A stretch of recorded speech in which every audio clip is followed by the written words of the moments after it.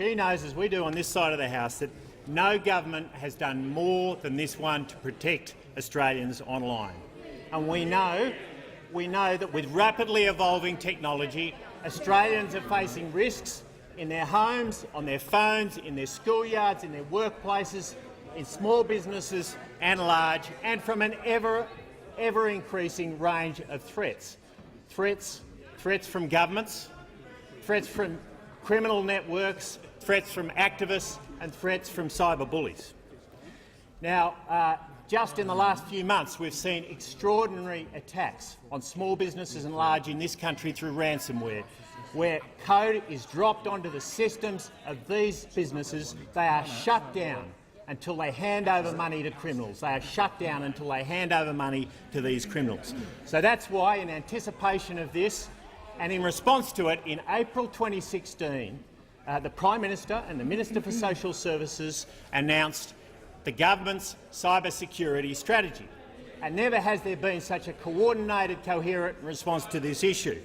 It included $36 million to our law enforcement and criminal intelligence agencies to attack cybercrime, to make sure cyber criminals are held to account, that they can't live in a fog of excuses. It made sure that we're forming global networks to solve those global problems with global solutions against local attacks. And of course, it had a strong focus on forming partnerships across private and public sector to ensure we can detect, deter and respond to these attacks. Now, there are risks to this strategy. And the biggest risk is a government, as in so many other areas, the biggest risk is a government that can't make ends meet.